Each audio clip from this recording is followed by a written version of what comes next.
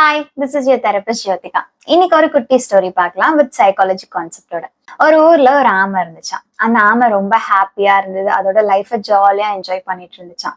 ஒரு நாள் ஒரு முயலை பார்த்துச்சான். அந்த முயல் ரொம்ப ஸ்பீடா ஓடுறத பார்த்துட்டு ஏன் நம்மளால இது மாதிரி ஓட முடியலையேன்ட்டு கொஞ்சம் ஃபீல் பண்ணுச்சான்.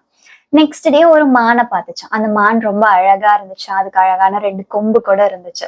சோ அதை பார்த்துட்டு ஏன் நம்மளுக்கு அந்த மாதிரி கொம்பு இல்லை, நம்ம ஏன் அந்த மாதிரி அழகா இல்லைன்ட்டு ஃபீல் பண்ணுச்சு. நெக்ஸ்ட் டே ஒரு பறவைய பார்த்துச்சான். அந்த பறவை ஃப்ரீயா பறந்துட்டு இருந்துச்சான். நம்மளால இப்படி பறக்க முடியலையேன்ட்டு ஃபீல் பண்ணிட்டு இருந்தேன். இந்த மாதிரி ஒவ்வொரு நாள் ஒவ்வொரு அனிமலை பார்த்து ஃபீல் பண்ணிட்டே இருந்துச்சான். ஒரு நாள் ஒரு வயசான ஆமை வந்து கேட்டுச்சான், ஏன் இப்ப ஃபீல் பண்ணிட்டு இருக்கேன்ட்டு. அப்போ இந்த ஆமை சொன்னிச்சான், எனக்கு ஃப்ரீயா பறக்கிறதுக்கு ரெக்க இல்லை, என்னால ஸ்பீடா ஓட முடியல, எனக்கு அழகான கொம்பு இல்லைன்னு சொல்லிட்டு இதெல்லாம் அந்த வயசான ஆமை கிட்ட சொல்லிட்டு இருந்துச்சு. அப்போ அந்த வயசான ஆமை சிரிச்சுட்டு, உன்கிட்ட ரெக்க இல்லை, உன்னால ஸ்பீடா ஓட முடியல, உனக்கு கொம்பு இல்லை, இதெல்லாம் உண்மை தானே, நீ ஏன் மத்தவங்க கூட கம்பேர் பண்ணிட்டு இருக்கேன்ட்டு அந்த ஆமை சொன்னிச்சான். உன்கிட்ட என்ன இருக்கோ அதை வச்சு நீ லைஃபை என்ஜாய் பண்ணணும் அப்படின்னு சொன்னிச்சான். இதோட கதை முடிஞ்சது. இதுல என்ன சைக்காலஜி கான்செப்ட் இருக்குன்னு பாத்தீங்கன்னா சோஷியல் கம்பேரிசன் சொல்லுவாங்க. சோஷியல் கம்பேரிசன் என்ன, இப்ப நான் என்னோட அச்சீவ்மெண்ட்ஸ் எப்படி இருக்கு, என்னோட அப்பியரன்ஸ், என்னோட லைஃப் ஸ்டைல், இது எல்லாமே இன்னொரு பர்சன் கூட கம்பேர் பண்றதுதான் சோஷியல் கம்பேரிசன் சொல்லுவாங்க.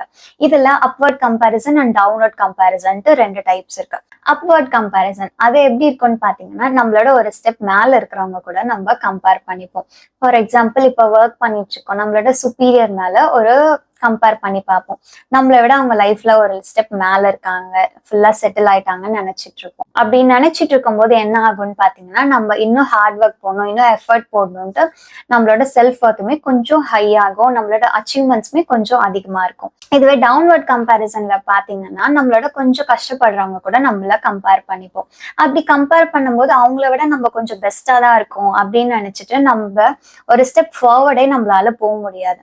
சோ நம்மளோட செல்ஃப் ஒர்த்துமே கொஞ்சம் கொஞ்சமா கம்மியாகிட்டே இருக்கும். சோ உங்களோட இன்னொருத்தவங்க கூட கம்பேர் பண்ணாம உங்க கூடயே கம்பேர் பண்ணி பாருங்க. இன்னைக்கு நான் எப்படி இருக்கேன், நாளைக்கு எப்படி இருப்பேன்னு சொல்லிட்டு அப்படி ஃபோக்கஸ் பண்ணீங்கன்னா ஒரு ஸ்டெப் ஃபார்வர்டும் போகலாம், அந்த கம்பேரிசனுமே கொஞ்சம் கம்மியாக சான்சஸ் இருக்கு.